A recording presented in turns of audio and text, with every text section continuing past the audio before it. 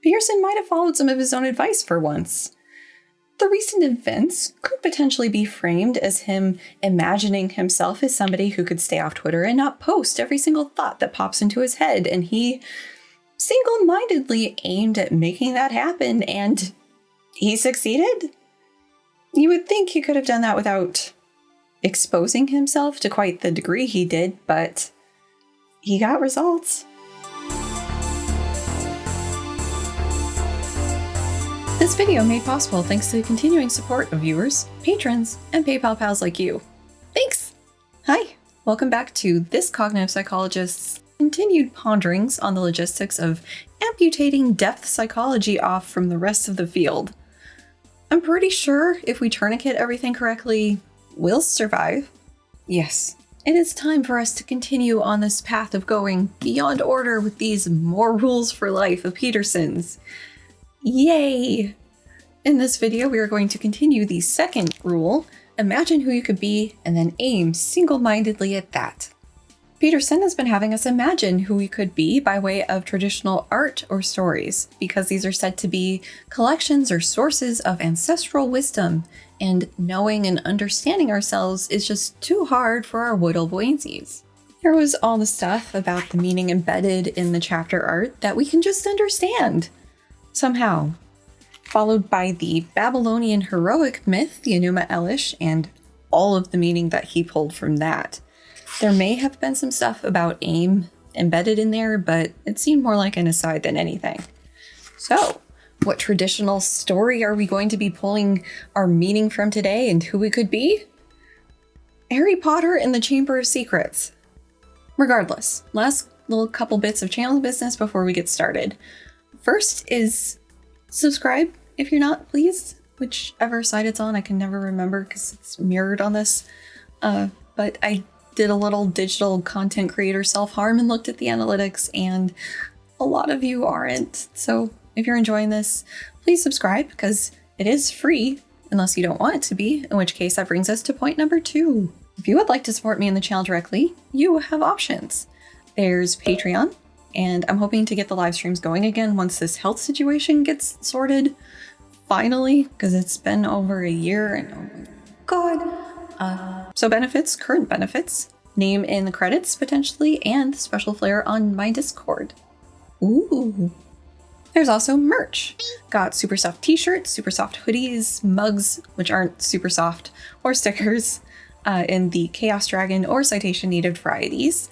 And as an added bonus, when you make an order, you get a customized video thank you from your humble host. And I also have a design in the works to commemorate the end of the Irreversible Damage series, so that should be out in the next month, probably a couple weeks. Finally, the review of visual shorthand to indicate where ideas are coming from. This means I'm paraphrasing the book. This means I'm responding to the book or integrating my thoughts with science in other videos. In this one, it's just to talk about his references, which at this point in this chapter is just to himself. The reference works in Beyond Order just haven't been as interesting as in 12 Rules. Pity. Though it does almost make me miss those melting lobster brains. Alrighty, let's see what deep meaning Harry Potter has tucked away in his secret chamber.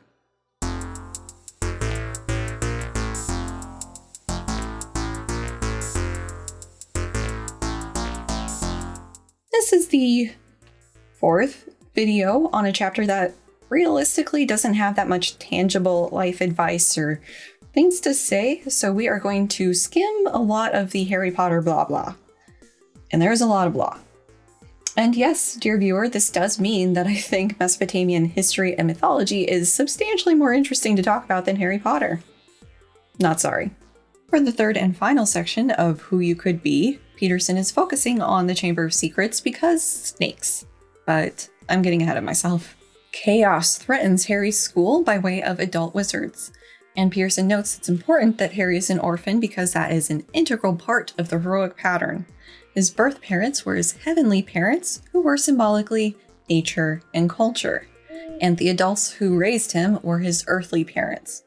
His birth parents exist as part of his intrinsically magical potential. The magical potential of all of us, in fact, as we are all children of nature and culture, with the tremendous potential that implies, as well as the more mundane offspring of our particular parents. Reference 8 is to maps of meaning, specifically that we are there to look for an extended discussion of the symbolic world and the reasons for the various equivalencies. Now, Maps of Meaning was published in 1999, so of course Harry Potter doesn't directly show up in it. But we can try and see what sort of discussion is to be found. Control F'ing my way through the PDF, it doesn't seem like any of the magic inclusions are relevant to what he's talking about. We almost get something when skipping between the parent singular entries, with the Ouroboros apparently being a unified order chaos parent thing. There's also some as-ifing his way through what is basically Jungian personality development, but that isn't really what we're talking about here in Beyond Order. Parents, on the other hand, might be what he's referring us to, especially since he's talking about the Enuma Elish, which we spent all of the previous section and video on. I will give him that there is definitely an extended discussion of this symbolic world and whatnot in Maps of Meaning, but is it really adding anything other than length? I'm having a hard time disentangling Rowling using well-established tropes for heroes' journeys from how profound and meaningful it is that these tropes are showing up in her hero's journey books. It would almost be more interesting, for me at least, to have a hero be all heroic and shit with parents who are still alive and well-adjusted and supportive. The dead parents bit is such an overplayed trope at this point. Do something new. Rowling setting Harry up with dead parents doesn't strike me as connected to some deep, unconscious story structure for conveying meaning, so much as giving Harry an abusive home life that the good guys can spring him from. Even though they put him there and left him there for years.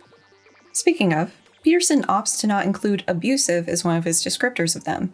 He touches on their parenting styles being tragically dangerous to their son because of the overprotective quality of it. We were well acquainted with his parenting style in 12 Rules, so perhaps this omission was intentional. In his style, the only bad thing they were doing was smothering and stifling him. Back to Hogwarts, and students are getting stoned, and not in the fun way. Oh no! This is said to be a representation of humans locking up at scary things because of herbivores paralyzed by fear and unable to fight back against predators. Except for the part where they can, especially if the being still part doesn't work. Also, sometimes not running or reacting to something scary takes more bravery than doing something. Sometimes the brave but scary thing to do is to stay put. For instance, if you find yourself facing down with certain types of predators, like those who generally chase down their prey, do not run. Running only makes it look like you're on the menu. This is also apparently why we're fascinated by dinosaurs. The thing doing the paralyzing is a basilisk. Oh no. Basilisk is equivalent to a whole bunch of other things and means all sorts of chaotic peril. Peterson gets a pretty critical detail wrong. Meeting the gaze of this basilisk would kill people, not hit them with a paralyzing force. The students of the story, other than Myrtle, dodge this fate by catching indirect or reflected eye death beams. For all's emphasis on the importance of vision, but also telling the truth, this seems like a huge misstep. Ignoring the help of Harry's friend and getting him there, Peterson says Harry gains access to the secret chamber by way of the sewer, which means stuff, alchemically. There's also an extensive footnote that confusingly contains a reference not included in the back of the book about exposure therapy for phobias. I don't think the mechanism of exposure therapy is quite how he's describing it. Like, predators? Really? Also, he seems to manage to contradict himself, as readying a defense is hardly equivalent to being paralyzed by fear. We're just gonna move on from this before the Jung has a chance to land. Said friend's sister, Ginny, the name Peterson helpfully tells us is short for virgin, is the maiden to the basilisk's dragon, and so Harry has to wake her up and save what is most valuable, as has most every other hero involving a dragon. Mandatory comment indicating disgust because he said that the most valuable thing is an AFAB femme person's virginity, because that shit is vile. Also add this onto the stack of shit Peterson's gotten wrong. Ginny, in this case, is short for Ginevra, which is Italian in origin and not one of the names Rowling pulled out of her ass. Peterson could say that the meaning was still intended there, but point still stands. And also, according to the Harry Potter wiki, this basilisk is female. So, not sure what that does to Peterson's dragon archetype. This is capped off by another extensive footnote. Like, look at the ratio of footnote to text here. And it keeps going to the next page. We get it, Peterson. You find a lot of meaning in Harry Potter. I'm sure Rowling would love to have you write a book just going through and analyzing all the meaning you found in her books. So just do that and declutter this. Whatever happened to be precise in your speech. The short of this footnote is stuff we saw in 12 Rules Rule 2. Treat yourself like someone you're responsible for helping with the feminine chaos, snakes, and Bible stuff. Card on screen for that video now. Harry beating the basilisk. I feel like that's a euphemism, just waiting to happen. Harry killing the basilisk would make him irresistibly desirable and attractive, as well as grow his character. If you know what I'm saying. And just to be clear, that's not what Peterson's saying here. Or is it? And this is what makes us forever more than rabbits. Yes. We gotta keep those rabbits down on the species dominance hierarchy. This is truly what separates us from those fluffy rodents. I'm just kind of in love with this line. All this somber talk of needing to beat the basilisk and saving the virgins, then he drops this in there? I actually had to redo this next part after rereading it a couple times because of Peterson being, well, Peterson-y with his word choice. We're going to focus on the Harry Potter part, but just so you know, I guess, there's a sort of aside of Bilbo having a similarity to Harry Potter in that he only found heroic success by embracing his inner dark side through thievery. And that allowed him to fight his naive harmlessness in order to be tough enough to face the terrors that confront him. Harry can only manage this, can only perceive the serpent when it is invisible to everyone else because he has a dark side. Harry is touched by evil in another manner, as part of the incomparably dark wizard Voldemort's soul is embedded within him, although neither he nor Voldemort are initially aware of this. It is for this reason that the young wizard can speak with and hear, that is, perceive, snakes. It is in keeping with this that he is disciplined and courageous, but also willing and ready to break the rules when necessary. I initially read this, at least the first part of it, as saying that Peterson meant that the basilisk was invisible, because that's what he said. So I checked with the Potter knowers on my Discord, plus a fan wiki, to verify if this basilisk had some weird stealthing capabilities that was defeated by being able to talk to snakes. Nope. So in the earlier draft of this, I had a little, how could Peterson have gotten a detail like this wrong commentary, because it seemed like he had. The detail that helped finally make it click for me came from Hannah on my Discord. Harry alone could hear the basilisk through the pipes. He was perceiving it when others couldn't. Peterson's later sleight of wording with speaking and hearing interchanging for perception seems to indicate this is what Peterson was meaning here. But that doesn't change the fact that, for one, speaking with isn't really something I call perception, but also Peterson said it was invisible to everyone else, which just wasn't the case. I can only guess that Peterson chose to go with this phrasing to build up his point more, that Harry needed this darkness within to be able to deal with the monster without. But in doing so, he's again going against the original Rule 8, tell the truth or at least don't lie. He's fudging a detail to sell his narrative. Anyways, Basilisk attacks Harry because of Voldemort-y reasons, which makes Voldemort Satan to the Basilisk's talking Eden snake. Because at some point in our evolutionary and cultural history, we began to understand that human evil could rightly be considered the greatest of all snakes. So, the symbolic progression might be 1. Snake as evil predator. Then 2. External human enemy as snake/evil/predator. Then 3. Subjective, personal, or psychological darkness/vengefulness/deceit as snake/evil/predator. Each of these representations, which took untold centuries, perhaps millennia to conceptualize, constitute a tangible increase in the sophistication of the image of evil. Reference 9 points you to 12 rules, the same rule I brought up earlier. This book really is an add-on for the first one, isn't it? More to the point though, I can tell you with 100% certainty that this reference only works in the sense that he did make that argument in the other book. However, that argument wasn't supported the first time around, so this is only really burying the lack of something resembling support for this claim behind a layer of digging. More on topic, Satan being the talking garden snake is a relatively modern retcon, but who am I to let the older tradition get in the way of a highly respected fanfic? Even he knows this detail, or at least he used to in the 90s. This symbolic progression seems to also preclude the possibility that snakes in the old stories could represent aspects he's lumped into Category 3.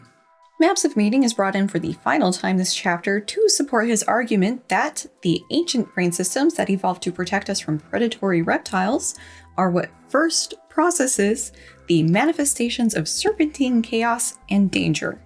I skimmed through the entirety of his mom looking for this discussion of neuropsych he says is there, and it's entirely possible I missed it. I own that, but I didn't see this detailed discussion he says is there. He talks a lot of brain stuff, and some of the stuff I saw while skimming was on par with what we've come to expect from the good doctor, but I didn't see this. Including something like, a page number would help loads here. If not for me, then for the poor little lobsters trying to learn neuropsych from him. Freezing at a predator leaves it alive to kill you another day.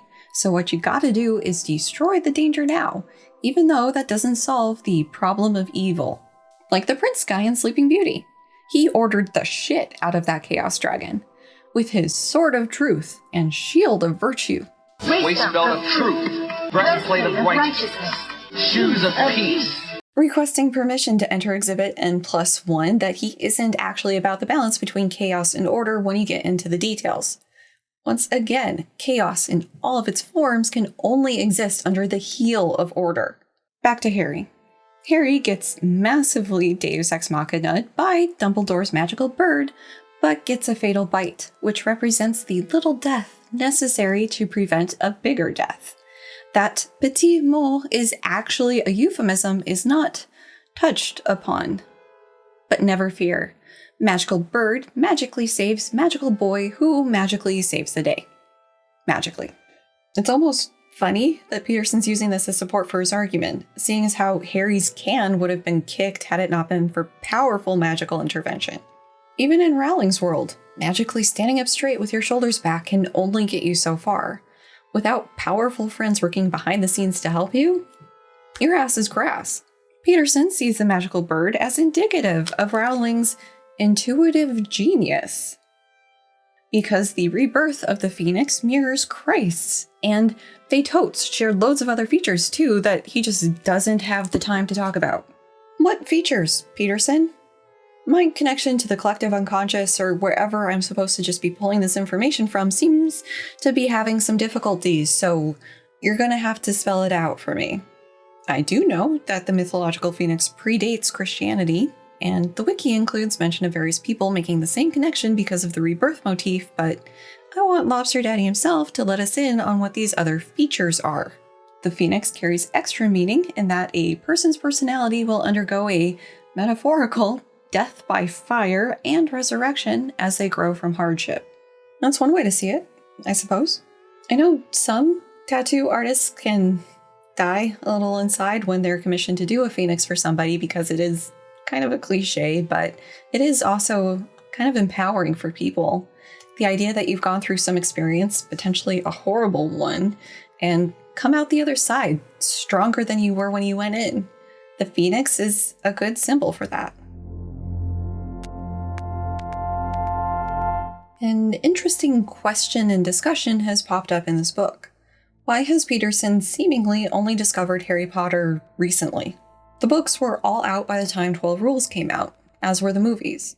For all of the fanboying he's doing about Harry Potter in this book, why did it not come up before? Because of discussion I've seen about this, I know what some of your answers are going to be about this, and we will talk about that, but I'm also not looking to hear from anybody's legal, so let's discuss. It's possible that Rowling may not have been a sizable blip on his radar, given his emphasis on tradition and all of that. His kids may have been encouraged towards Disney. We certainly know he's all about those adaptations. So what brought Harry Potter into his traditional stories roster? And now to say the thing I've seen kicked around online. Maybe it was Rowling going gender critical that piqued Peterson's interest enough in her for him to really look into what her books were saying. But the important little wrinkle that gets added here is that he had been talking about Harry Potter prior to Rowling's ideological outing of herself. The deep meaning he reads from this IP seems to have been something he touched on in what looks like his Maps of Meaning lectures. With that info, what may seem like a new heavy emphasis on Harry Potter isn't so much a reflection of him buddying up with Rowling because of similar beliefs. It's more that the nature of the advice book is different. 12 Rules for Life didn't have the same prescriptive emphasis on living your life a certain way or finding meaning in your life because stories that Beyond Order does. There was media discussion on similar topics, but it wasn't quite to the same deterministic end. Why are we talking about this? This was something I'd been kind of kicking around in the background, but hadn't really dug into until this video. Finding those lecture clips with dates that put it well before Rowling's Twitter adventures puts a timeline in clear focus. And with the general sense I have that Beyond Order is sort of like the love child between 12 Rules for Life and Maps of Meaning, Harry Potter showing up now but not in 12 Rules makes sense.